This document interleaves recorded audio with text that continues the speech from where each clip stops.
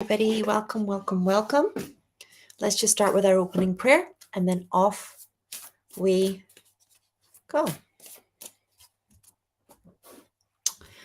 O Great Spirit, Father Sky, Mother Earth, the winds, the waters, my Father, my Mother, Atanaha, all that is. We thank you for our lives and we thank you for these good people. We thank you for all that we are and all that we are to become. We dedicate our time spent together and our relationship with one another to you. We ask that our suffering be ended and our pain be lifted to the love and to the peace that lay beyond.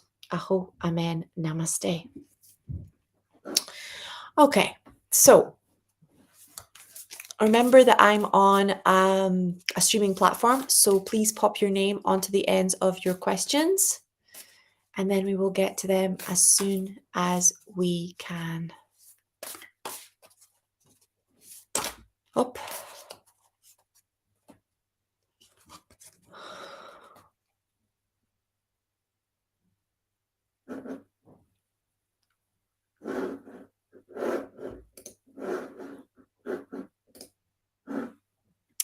Okay, so I'm going to pull a card for us today.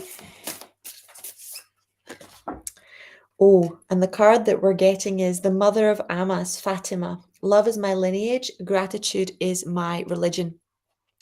So what often happens is that we think our mothers and fathers are our lineage and they are our inheritance, when the truth is that God is our inheritance. God is our mother and father.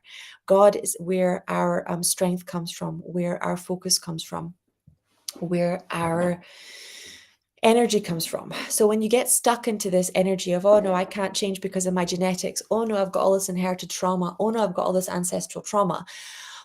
Only in the middle bits of your ancestral line, right? Only in the middle bits of your ancestral line. Because if you go back far enough, God is your lineage and you have a divine lineage, right? And that's what that's a healing in of itself. So we're just going to call on Archangel Raphael and just ask him to do a healing on your ancestral lineage.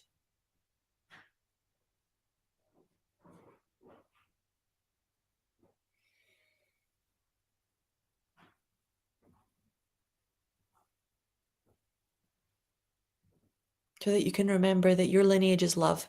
It's not trauma, it's not abuse, it's not war, it's not murder. Your lineage is love.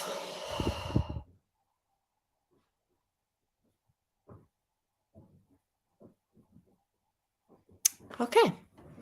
So Ali saying, hi Sky, I'm having many health issues. Thank you. Okay. So can we just get can you just imagine opening your crown chakra for me? And we're going to let Archangel Raphael come in through the top of your head and just heal all your cells, all your molecules.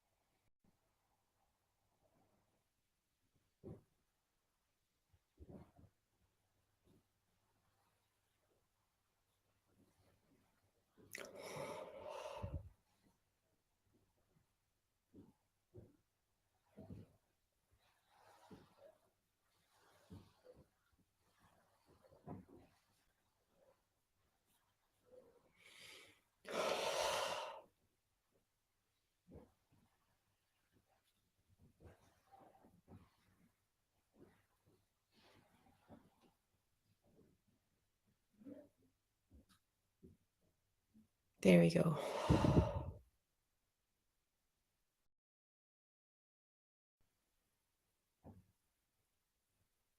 Okay.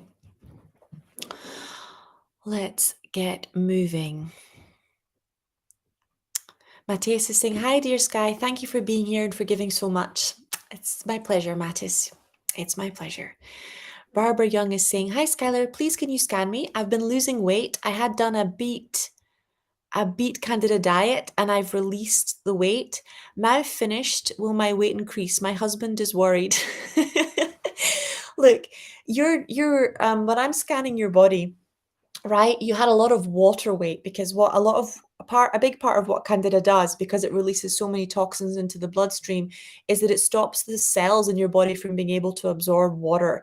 And one of the things that happens when you do an anti-candida diet is that suddenly your cells are able to absorb water again, and your body's able to heal. Okay.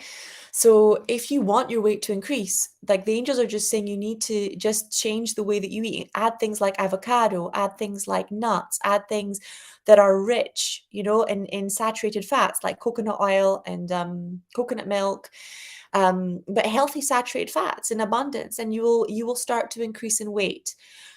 However, what I'm getting energetically when I tune into you is that you're really happy with how you look, that you actually are enjoying the way you look for the first time in your life. So, can we just get the angels to separate your husband's beliefs, other people's beliefs, from how you want to feel in your own body and what you feel is the correct weight for you? Because it's not for your husband or your mother or your friends to decide how much you should weigh.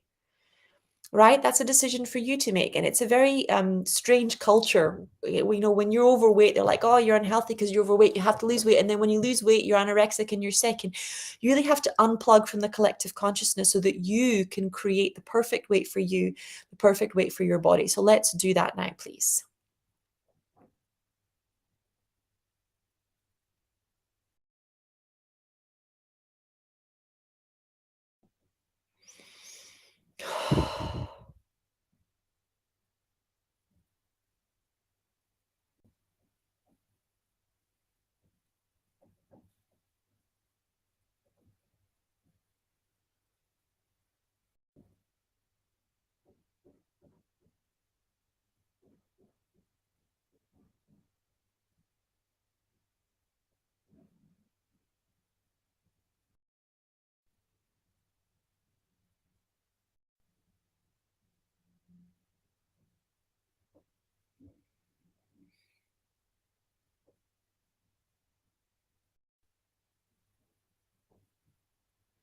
Okay, that's looking good. Amelia saying, thank you so, so much. You're welcome, beautiful. Kate Hodge saying, hi, Sky. I'd love some guidance as to what spirit would like me to work on, heal on next that would give me the deepest healing. Thank you so much. Love, Kate. Okay, let me do a scan.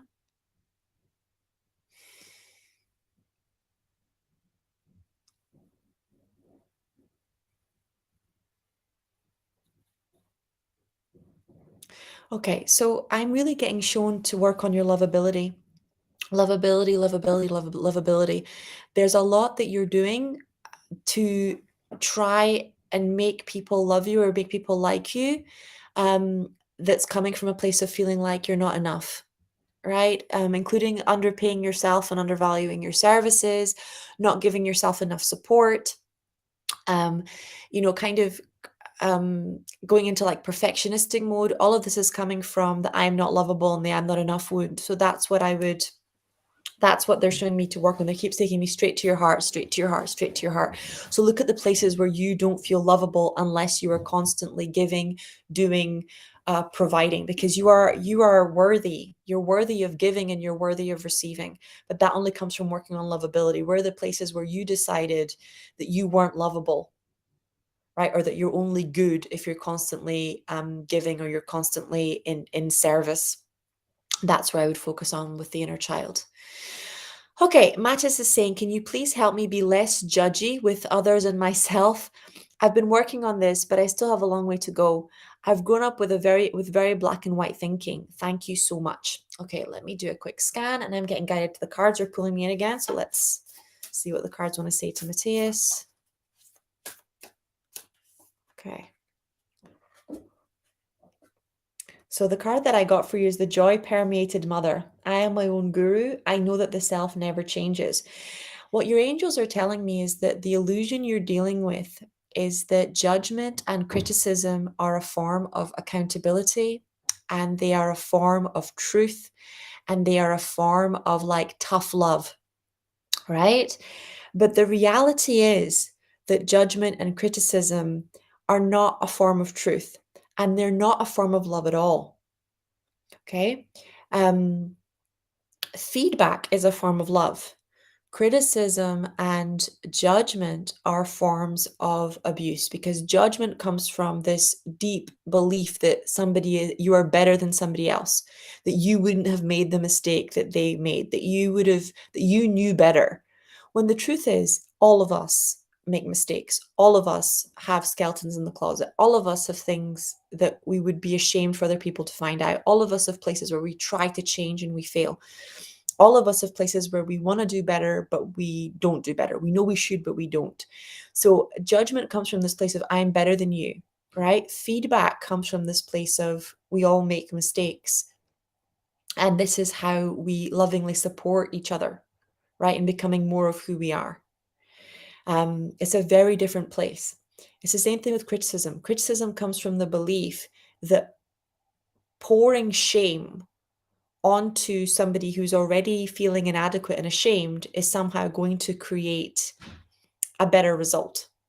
And we know it doesn't work, right? This is the most amazing thing about spirituality and about Course in Miracles is that scientifically it doesn't work. If somebody, like all learning comes from emotion, okay? And this is like neurologically valid. All learning comes from emotion, focus, concentration, dedication. All of these are emotions, and they're controlled by the limbic center of the brain, not by the prefrontal cortex, the rational center. So when somebody is learning and you criticize them, you shut down the limbic part of the brain, right? And you're activating the reptilian part of the brain. So they are not capable of learning. They are not capable of growing. They are not capable of evolving because they are then in fight, flight, freeze, whatever response.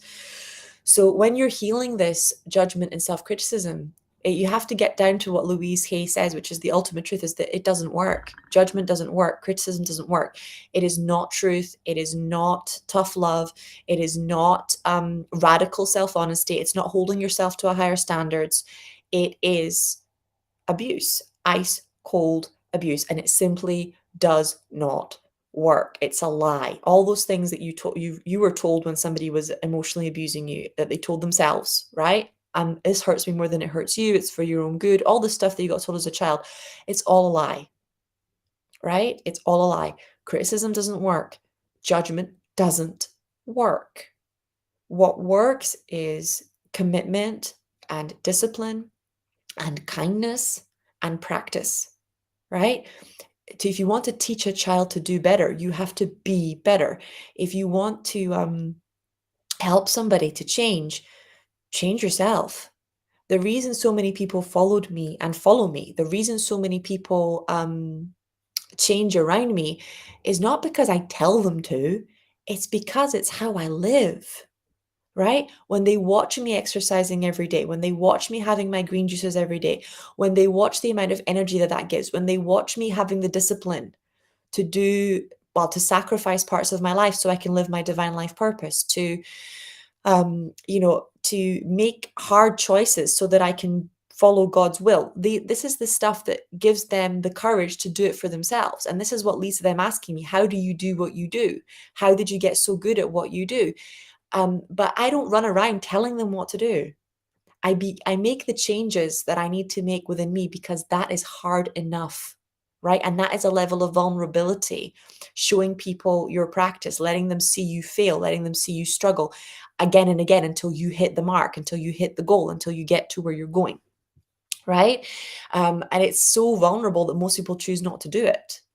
Whereas that's the way that I live. So when you want to invoke change in others, whether it's your own children or whether it's your partner or whether it's your friends, you have to make the changes, right? And you also have to have the courage to be present with their suffering. So when my friends are complaining or when they're suffering, and I've got two friends that are suffering very deeply right now, one with heartbreak and another with a very serious terminal health condition, I don't sit there and go, you should have done this or you should be doing that or why didn't you do this? I have to, this is the nature of vulnerability. What I have to do is get to that place where I felt not enough and where I was in pain, and I have to witness what they are going through with as much love and compassion as I can possibly muster. But I can't spiritually bypass it. I can't pretend it's not happening. I can't not honor their suffering. People don't need us to tell them what to do.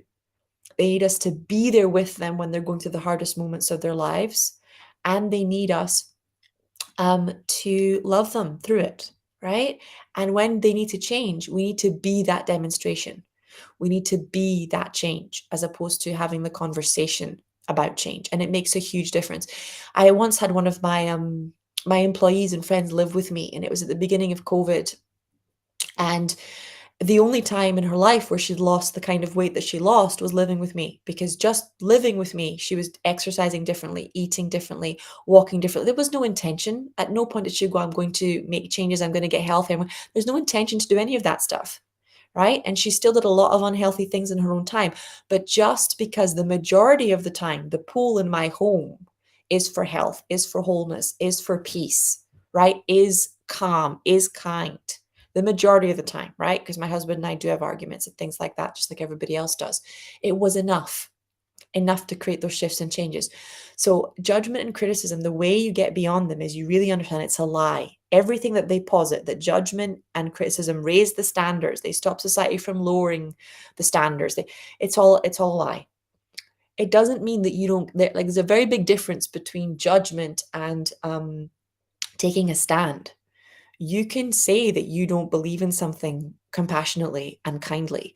You can say that you don't agree with something compassionately and kindly without thinking you're better than that person. You can believe somebody's doing something from a place of trauma and tell them that without belittling them or criticizing them and judging them. So, your opinion and your capacity to communicate your truth is not founded in criticism and judgment, right? It's founded in compassion and in courage. So we're just going to bring in those virtues of compassion and courage as well.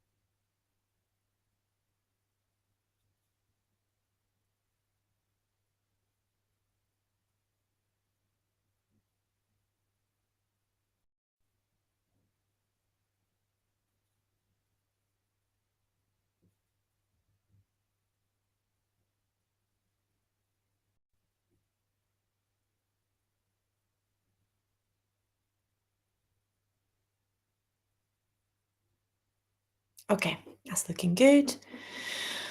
Okay, Dan is saying, hello, can I please have an angel card? Yes, of course you can. Let's have a look. Whoop. Jumping cards today.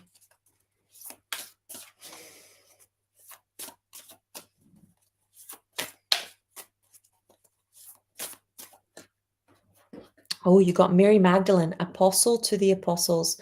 I am the bridge between heaven and earth. I am fully human and fully divine. So this card is telling me that you are switching from teaching, from like doing one-to-one session with practitioners to teaching teachers, to teaching leaders. You're changing the level at which you're teaching, right? So this energy is giving you permission to work on your worthiness so that you're representing yourself accordingly, you're charging accordingly.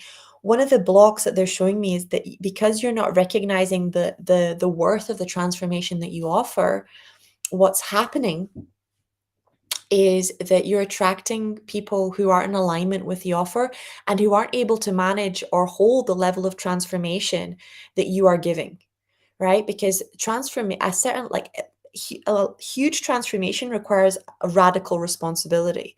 So people that are at the very beginning of the spiritual journey, especially people in the child archetype or stuck in the victim archetype, they are still learning personal responsibility and personal empowerment. They haven't mastered that yet. And then when they're put in a container where radical responsibility is required for them to achieve the result, they will normally attack the teacher or attack um, the environment that they're in, right? Um, and that comes from, disorganized attachment, during childhood years and inherited trauma. But the reality is, it comes from a place where you are not valuing the transformation. The financial exchange is not about your time. The financial exchange is about the level of transformation. So if one session with you increases someone's salary for the year, what is that worth? If one session with you changes someone's health forever, what is that worth?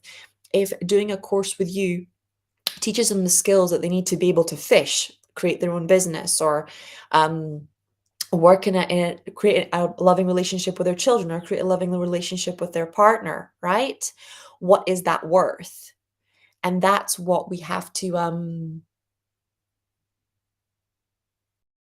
that is what we have to um, change. And that's what Archangel Uriel is saying. Like, we really have to change that.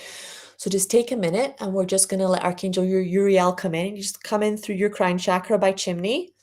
I'm just letting vacuum around all of your organs, all of your cells, removing any beliefs that the transformation that you offer has no worth, right? So that you can start attracting in the people who are able to hold that transformation, who are in alignment with that transformation, who value that transformation, who are ready for that transformation. There we go.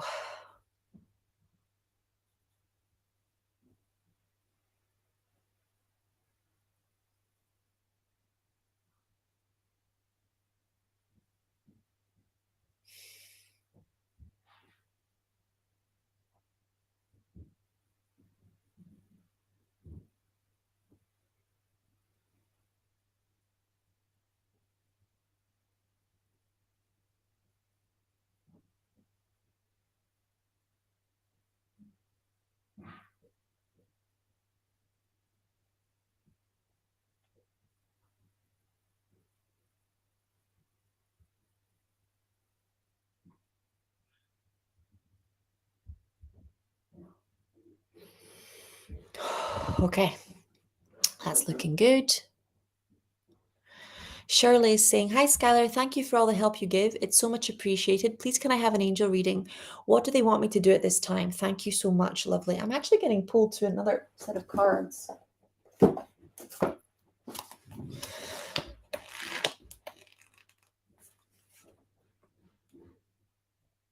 Okay, so the card that I got for you is the Shining Lotus. There are times where it makes sense to be discreet until you find your inner strength so that you feel empowered enough to share your thoughts, feelings, and beliefs without wavering, even in the face of challenge by another. At other times, we benefit ourselves and others by taking a risk and allowing the inner lotus to blossom and our true self to shine forth for all to behold. Have you been hiding in the spiritual closet? Sometimes it makes sense to avoid sharing your thoughts and feelings about spiritual beliefs and other personal matters until they are clear in your own mind.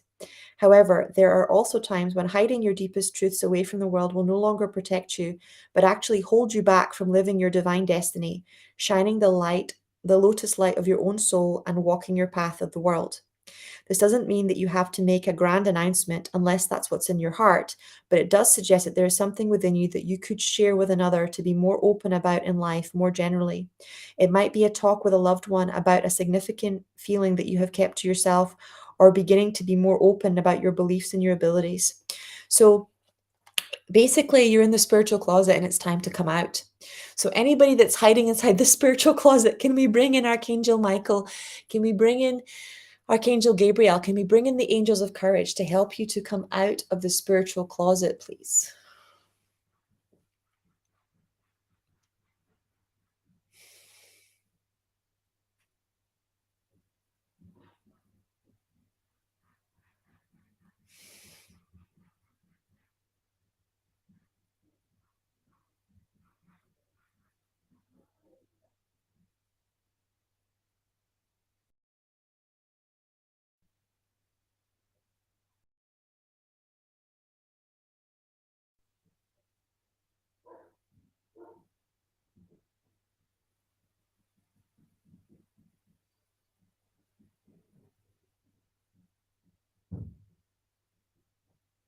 Okay, there we go. Maria is saying, "Hi, Sky. I've met someone. Can the angels tell me a message about this?" Of course they can. Let's figure out what they have to say.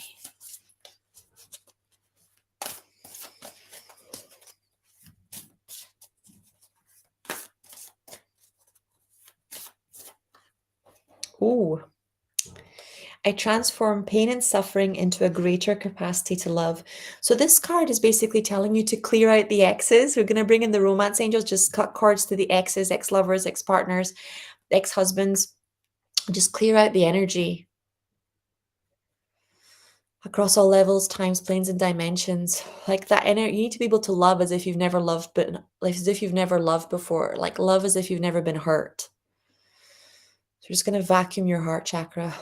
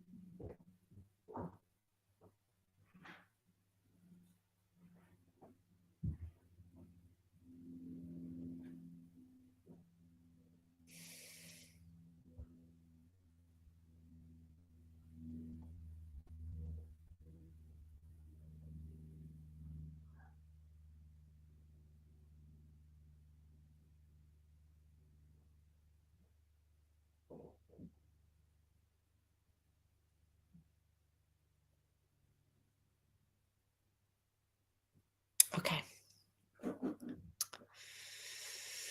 Gabriella saying, "Dear Sky, happy Women's Day." Happy Women's Day, Gabriella. Can I please have a card for today? Many thanks, Gabriella.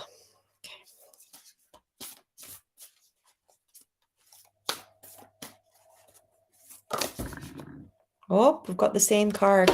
I am my own guru. I know myself. I know the self that never changes.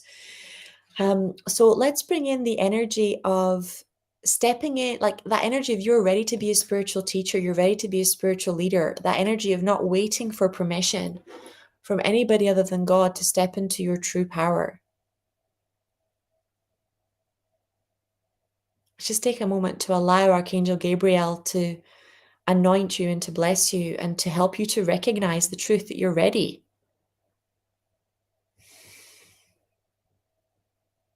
to heal that self-love wound so that you love yourself enough to let yourself have this.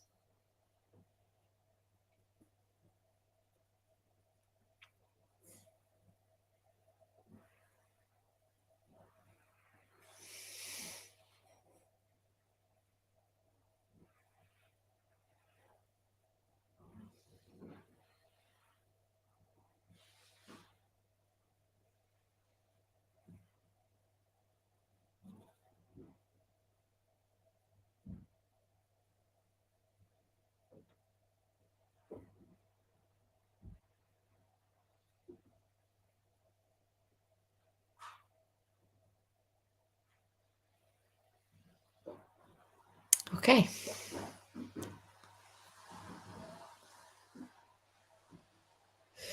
Okay. Iona says, "Hi, Sky. I tragically lost my husband just over 3 months ago. Oh, my love, I'm so sorry. I'm going to bring in Archangel Azrael, who's the angel of grief, to help you with this situation." It's a beautiful vanilla color with sparkling vanilla light. So let's just take a moment to bring that angel in. Oh,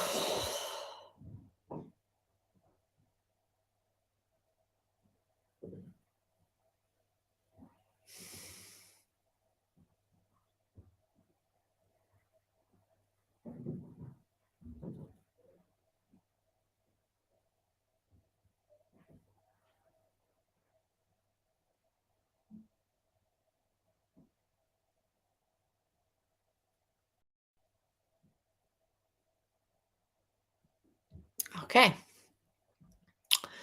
how to move forward and heal.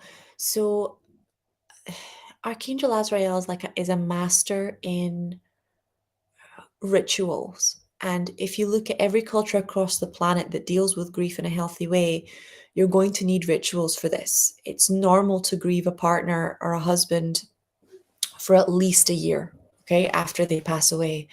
So you want to look at organizing a proper ritual. So if you haven't had a proper funeral, if you had to support everybody during the funeral and you didn't get a space to grieve yourself, journaling, like literally writing letters to your partner so that you can get all your feelings out, and not just nice letters, angry letters about being abandoned and left behind. A lot of grief is about communication and about ritual, giving your unconscious mind a way of releasing all the sadness and of adapting to such a huge life change, right?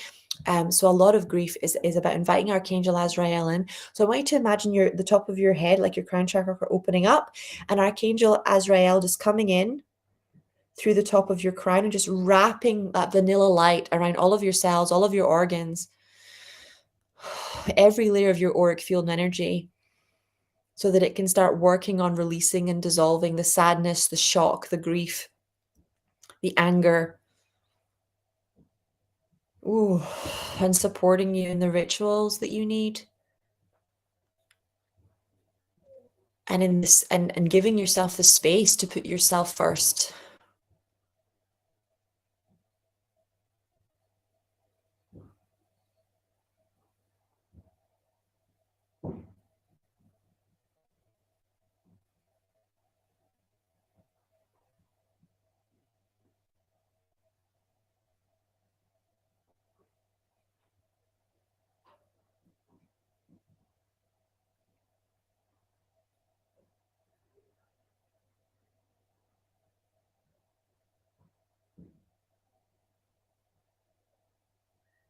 Okay.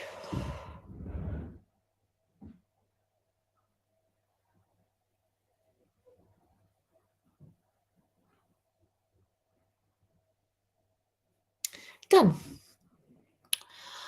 Okay, PB.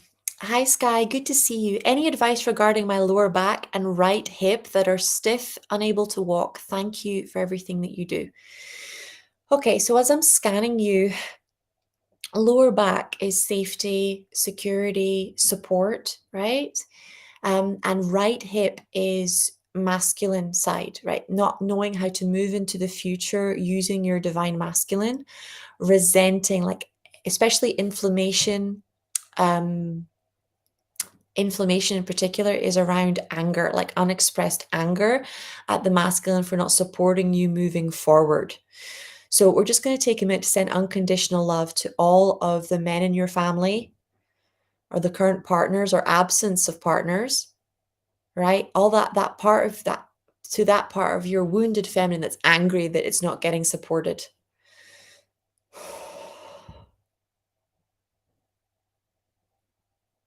We just need to move your energy. Like we need to put your feminine energy in the feminine and take out the masculine, because it feels unsafe, so it's trying to take over both roles. We need to put it back so that you have a strong feminine side and a strong masculine side, instead of having a feminine side trying to do the masculine role because it believes the masculinity is absent, right? Because then that will just pull in absent men and make your own divine masculine absent, and we need both.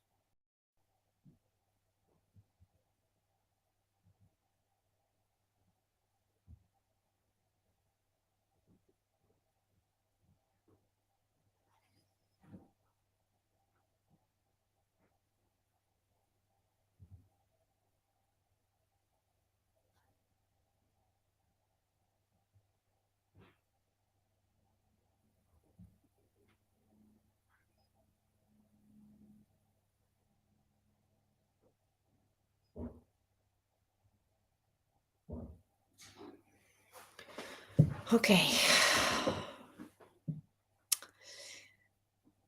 Joanna saying, hi, Skylar. Love and blessings. Please give me a reading and guidance for my love life.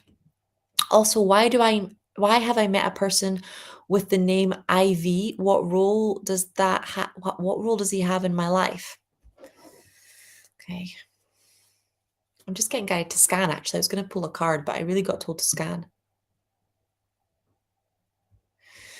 Eek. Okay, so Archangel Michael's coming in really strong here, and there's a very strong protective energy around you. You're getting very powerfully guided to heal your inner masculine. This is a trauma relationship. It's like a trauma bond. And it's because you're spiritually bypassing healing your wounded masculine. And that if you spiritually bypass healing something, if you do not heal it, it comes up in your intimate relationships. It's just how it works. So part of it was going, I've forgiven all the men for everything they've done to me, and you really haven't. Um, when it comes to doing inner work, the issue is not the relationship with the men that hurt you. The issue is the relationship with yourself. Every time you were hurt, you lost a part of yourself. Every time you were hurt, you were angry at yourself. Every time you were hurt, you stopped being honest about what you truly wanted or desired or expected inside a relationship. And because of who originally hurt you in whatever lifetime that was or whatever childhood that was, right? You are unprotected when you're dating. You're not standing up for yourself. You're not setting any standards. It's almost like you're taking the first partner that comes instead of um, knowing what your values are and deciding if your partner aligns with those values. Okay, so let's just take a moment. We're going to bring in Archangel Michael to just cut the cords to any trauma relationships or trauma bonds which are pulling you in because you're afraid that your masculine wound can't be healed, or you're afraid that the feelings that you have towards the masculine are just unforgivable, or they're always going to be stuck, or it's just because you met the wrong people. It's not how it works, guys. Our curriculum, our divine curriculum is absolutely perfect for us. Our divine curriculum is absolutely perfect for us. So whatever we're facing, if you have the courage to be present with it, you make it to the next level, not just the next level of abundance, but the next level of peace, the next level of ease. But if you avoid it, then that's when it starts becoming like a cage you can't get out of, right? So let's just take a moment to help you see the truth. It is safe for you to heal this. It is safe for you to resolve this.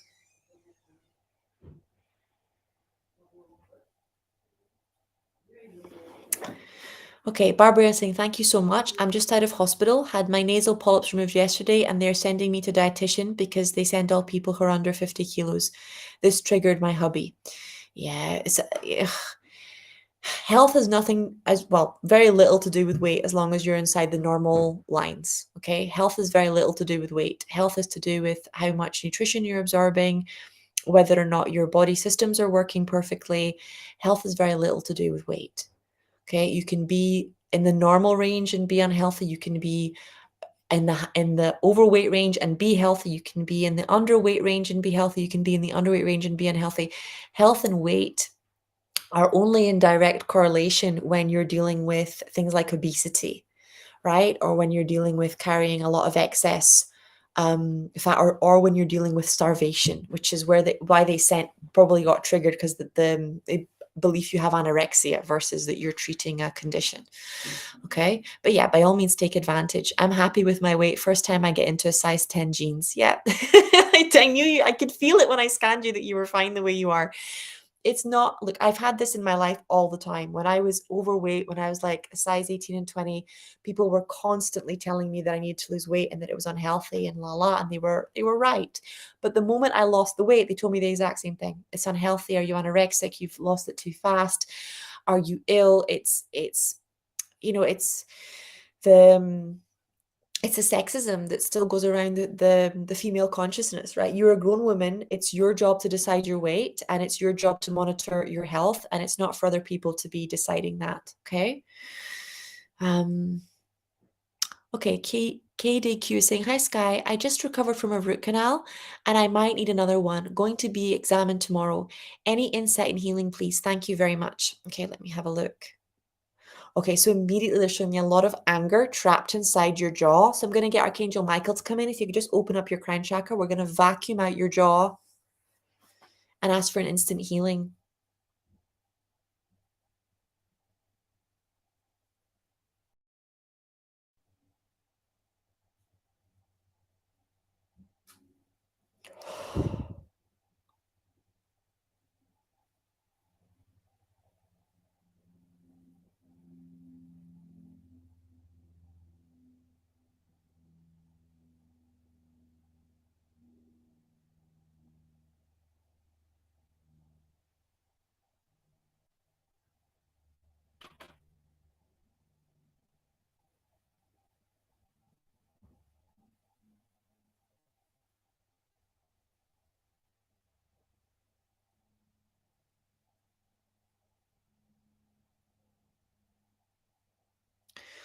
Okay, it's getting better.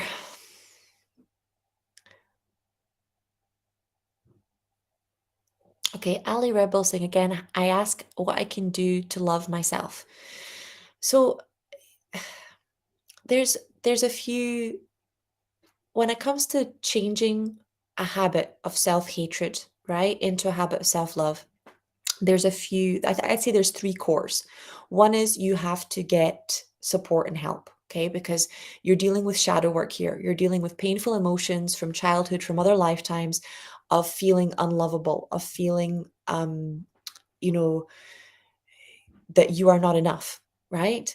So you need to give yourself a space. And that is what therapy is. Therapy is a space where you receive confidential, unconditional support, unconditional positive regard from a healer who helps you work through the places where you are not able to receive love because of the traumas that you have experienced. So, number one, you have to make time. I would block between 4 to 8 sessions with a therapist of your choosing that you trust to work through the courses in a safe space, right? The other bit is to ask yourself, what would you do if you loved yourself? How would your life be different? And let yourself journal on that, right? How would life change if you loved yourself? Would how you dress change? Would how you speak change? Would who you have in your life change? Right? Would you stand up for yourself more? Would you be following your dreams? How does your life change? How does it look different if you love yourself? Because one of the ways that you know you're successfully achieving a goal is by making it really crystal clear to yourself what the achievement of that goal looks like. How do you know when you've achieved self-love? What does that actually mean? Tangible, practical terms, right? And then the next one that comes up with self-love is really taking a fearless moral inventory of the places where you don't believe you're worthy of love, right? Really having a look at the places where you still believe you're not worthy of love. And then very much like when you're doing very much when you're doing therapy or you're doing hypnosis, um writing how you would treat yourself in those situations if you believe you deserve love. If you believed that you deserve to be spoken with respect, if you believed that you deserve to be well compensated for what you do, if you believed, right, um, that you deserved to be lovingly dressed and groomed and taken care of, what changes? And the answer is normally it's a huge amount, right? If you believe that you're lovable, you only let loving friends and loving relationships and loving mentors into your life. And if anybody changes or starts to abuse their power, you say goodbye, right? If you love yourself, you lovingly groom and dress your body. You give yourself enough sleep. You give yourself good food, the same way that you would with a small child, right? If you love yourself, you let yourself have your dreams and a bigger vision and a bigger purpose. Okay. Okay. So I'm just going to send in Archangel Shamuel, who's the love angel.